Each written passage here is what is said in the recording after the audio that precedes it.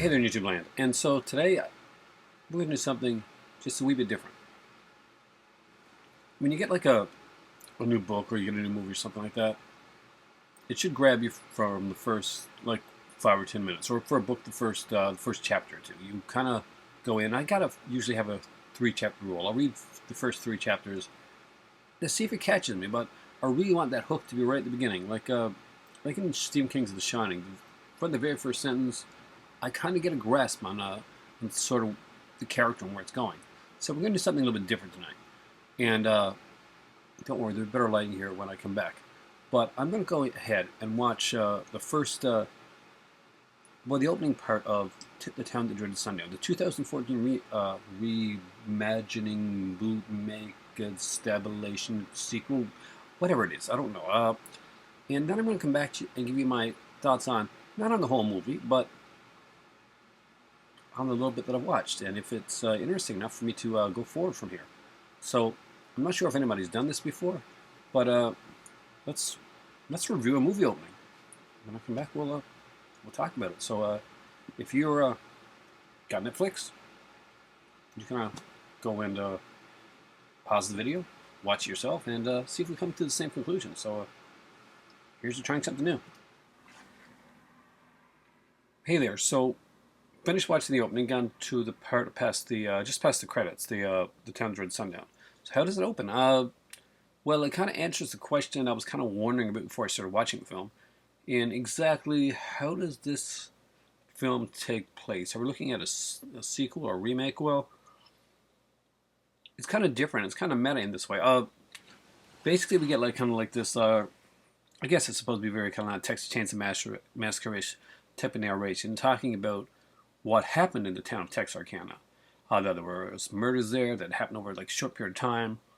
The killer just seemed to disappear, and people thought that he was one of the members of the community, and that he was never found. They just walked the streets like a happy, normal person. And I'm like, okay, they're gonna be like, we're gonna finally find who the killer is, or it's gonna be one of those things where the killer takes up from where he left off,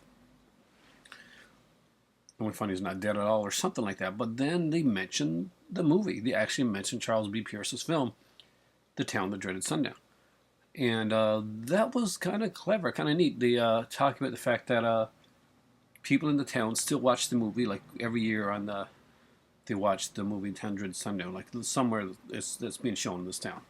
And we go to like a drive-in theater where, oh man, I wish those were around nowadays. They have none of those my way. Where there's a bunch of people watching Town Dread Sundown, and we immediately see this guy and this girl. The girl screams "Funnel Girl" right from the very second you see her. You think like, okay,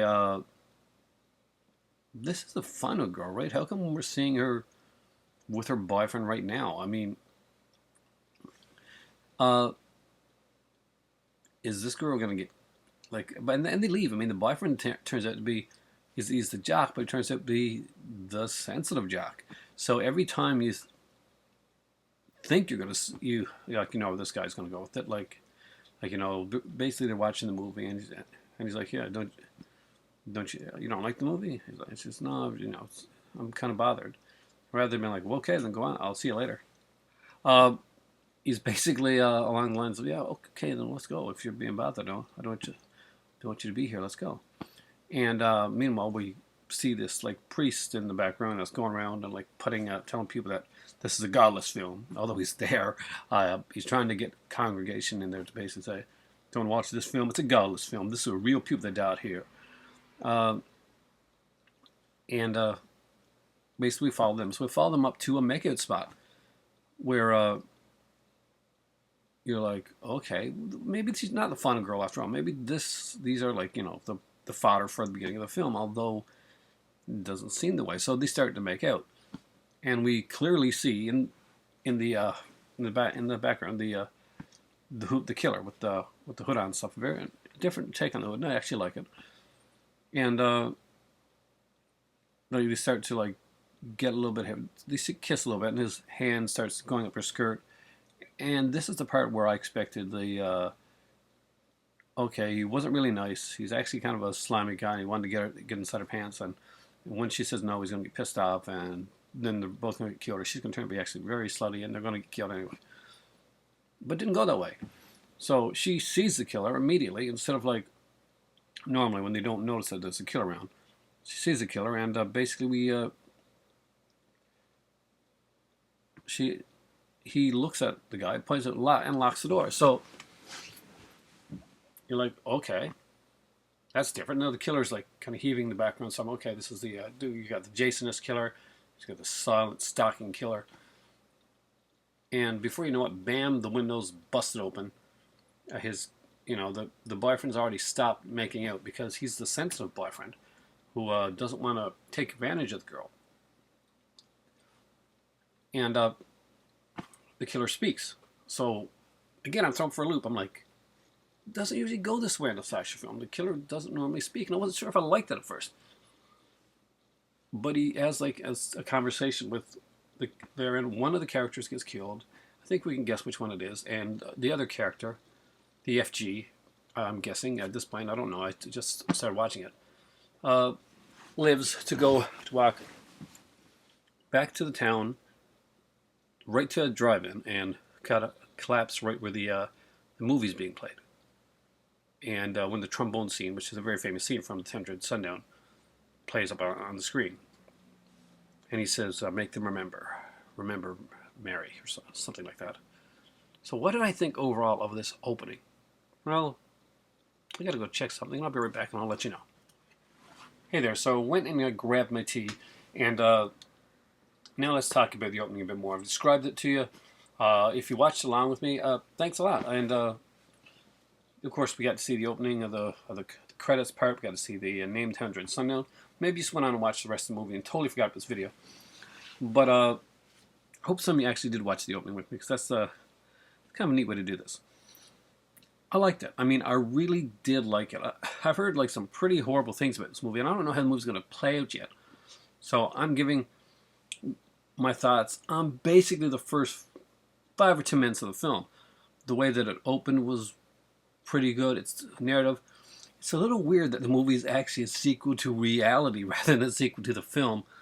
But I can kind of dig it. After all, the 10 Sundown is basically known for being that movie that had that cool mask and was kind of like Friday the 13th Part 2, and that's where it kind of ends. People also know it for like the trombone scene, and of course the fact that we have a cast member of Gilligan's Island in it, and wow, that's pretty brutal, but it's not exactly the most quality of Charles B. Pierce's films. He wasn't known for a lot of that type of stuff. It's supposed to have the original films, so they're kind of like a documentary type feel, and it goes off in some ways, and some like kind of unusual comedic humor and stuff like that. So this one was kind of, when I talk about movies that you can remake and stuff like that, I usually say remake stuff that may kind of have a name, has a bit of a name, but you can bring up to another level. You can do something different with. Missed opportunities, I like to call those films. And I think this actually fits that category of like, hey, let's make something that didn't totally get it right. Let's make a movie that isn't exactly, wasn't exactly perfect the first time around. Things can be done with it. And they look to be doing some stuff with it. I'm not sure how the movie's going to go from here on, but the opening of the film is actually, yes, it does catch me, and I'm probably going to finish making this video. I'm probably going to turn around and watch the rest of the film, because why? Because I do want to know what happens. I want to know more if that girl, I think she's still alive. I think I heard her voice when I paused it. And I'm interested in seeing what exactly he wants them to remember, and why 65 years later we're seeing the killer's son. I'm not quite sure. But either way, it's going to be interesting to check it out. So guys, if you haven't seen the Town of Dread Sundown, well, I'm going to watch it right now. So I'm going to end this video, have my tea, which I just got lodged over there, and watch it with the giant lobster head. Have a great night, and maybe you want to watch it with me. So maybe at the end of this video, you'll queue it up on Netflix too. It's on Netflix, guys.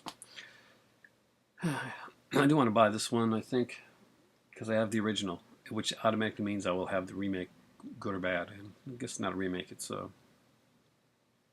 sequel to The Real Killings. have a great night. And for me right now, it's time for tea. And to find out what the hell happens from here on. But let me know if you like this idea to actually check out the opening of the film to see if it has a hook enough to keep you going, or if it's one that makes you want to turn it off after the first 5 minutes. This is my first try at something new like this, and I would really truly appreciate your opinion on this and on this video. Thanks a lot, guys. Have a great night.